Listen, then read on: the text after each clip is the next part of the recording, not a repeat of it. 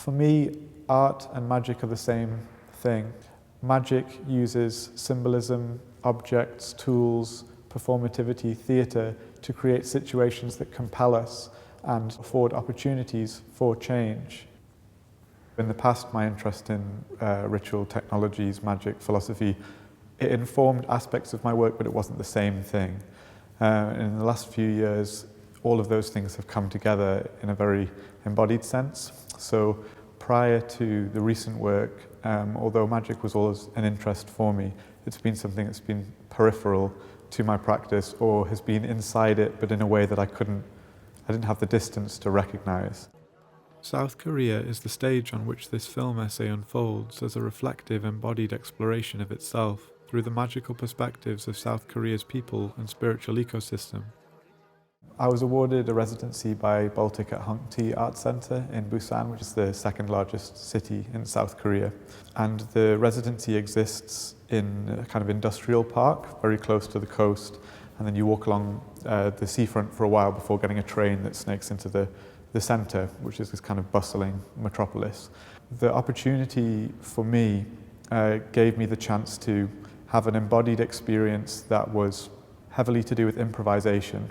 So although I had interests in going that I stated in my proposal to look into Korean shamanism, ritual performativity, ritual technologies, ways to affect personal transformation as part of a culture, it wasn't illustrative in that I knew what I wanted to say before I went. So it was a generative experience where I had the opportunity to walk and film things and be in a very open, reflective space where I'd be constantly improvising and responding to moments. So the film essay focuses on Mudang, who are Korean shaman. Mudang tend to be matrilineal in that they're women and the tradition is passed down through generations from their mother or their grandmother. But some of them have this thing called a spirit sickness, which is where they become ill physically, or emotionally, psychologically, and the illness seems to allude towards an unused capacity that they have. Mudang afford people opportunities through their performance and their ritual to affect change in their lives. So part of the shamanic practice involves dancing and singing and making offerings. The dancing and singing creates a kind of substantive environment that has a lot of momentum. And in this energized place, change can occur. And whether or not you think that ritual magic is just something that impresses a deeper part of us and then we affect change in our lives, or whether you think that it's a kind of subjective theatre that impresses forces that are possibly post-human or non-human, either way, these rituals create radical agency for the people who have sought the help of the Mudang. So great social, familial, and even political change can happen. Being in Korea was a fantastic opportunity to immerse myself in a culture that was very different to my own, but embodies principles to do with magic and transformation that I too live by.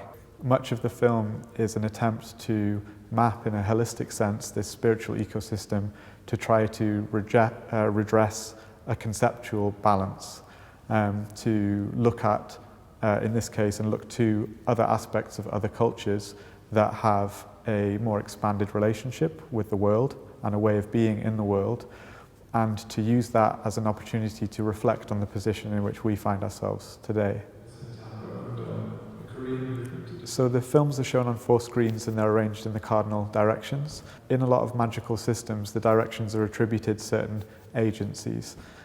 So in the East, the symbol is the sword, and the agency there is choice or conception. It's the beginning of things.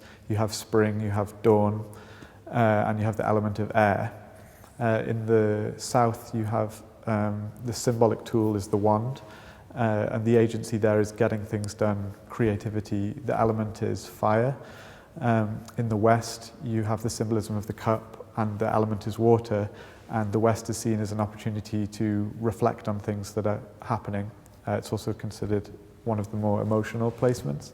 And then in the North, you have the pentacle or the shield, which is a symbol of earth, and the capacity of earth is to integrate and accept the process that the other symbols embody. So the quiet, unspoken hope of having the TVs in the different positions is that just by virtue of the direction that someone sits down, these elemental archetypes might be aiding a certain type of experience for the person. So as part of the show, I created a magical system. And for me, a magical system is just a map of change.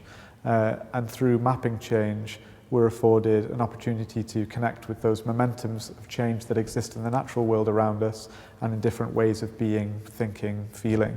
The mandala that exists in the space is an attempt to create a summation that's pragmatic, that reveals those things that would otherwise possibly be obscured to us to some degree through extensive religious narratives. The magical system that exists in the show is the outcome of me using ritual magic practices that involve creating symbols to impress your subconscious, to invite the world to become in line with your desires.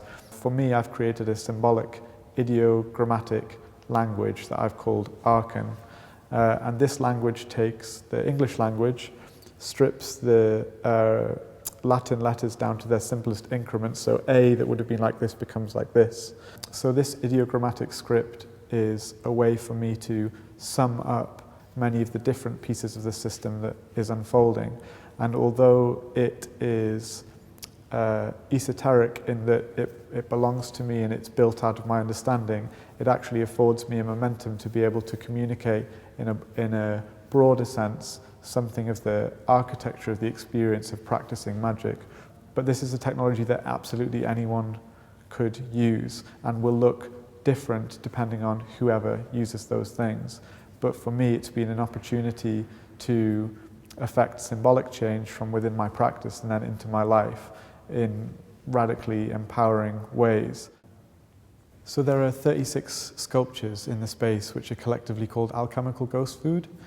Before science and spirituality divorced themselves, pre the Enlightenment, alchemy was the practice of both of those things together. Alchemy was a very sophisticated thing because it understood that there was a relationship between material change and psychological or emotional change. Ghost food is a nod towards a cultured practice in South Korea and probably in many, many different situations across the world where people will give offerings to ghosts in the form of food. So there were many times in Korea where I'd round a corner and on the pavement a very beautifully laid out meal would be there, and on inquiring about that, people said that they were gifts of food to nourish lost ghosts. So the sculptures are made as offerings to dead artists in terms of them being ghost food. Each one of them, in my opinion, will appeal to a specific artist who has passed away. Some of them are pointed in the direction of artists that I have some understanding of, and many of them are offered openly. The 36 sculptures exist in a kind of prismatic arc, moving through different colours, a rainbow of different objects. My use of colour started when I was very young, and in a similar way to someone who might be interested in music, creates melodic compositions that please them. I've often used objects as a way to create visual melody. The interplay between similar but different colours, for me, affords a kind of a wholeness to those moments of difference. I became an active member of the Newcastle Theosophical Society a few years ago, and it was a wonderful place for me to be able to explore eclectically religion, philosophy and ideas of magic and transformation without having to be part of any one system. And so the society is a wonderful mix of academics and practitioners and people who have had a vast variety of experience in the world that has left them with extra questions and a want to explore possible answers to those questions.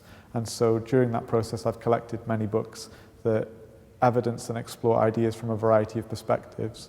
And my hope was to bring them all together here to show something of the research that preceded the subjectivity that I'm standing up for in the space.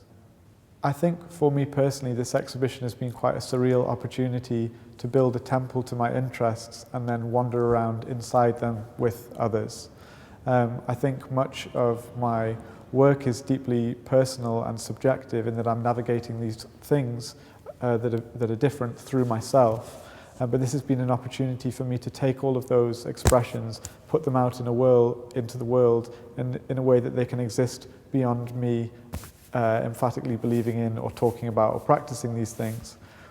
So this exhibition has been an invaluable opportunity for me to externalize many personal things and to let them sit inside a larger architecture so that other people can explore those things with hopefully enough space that they can subjectively reflect on those things and have an experience that's deeply personal to them.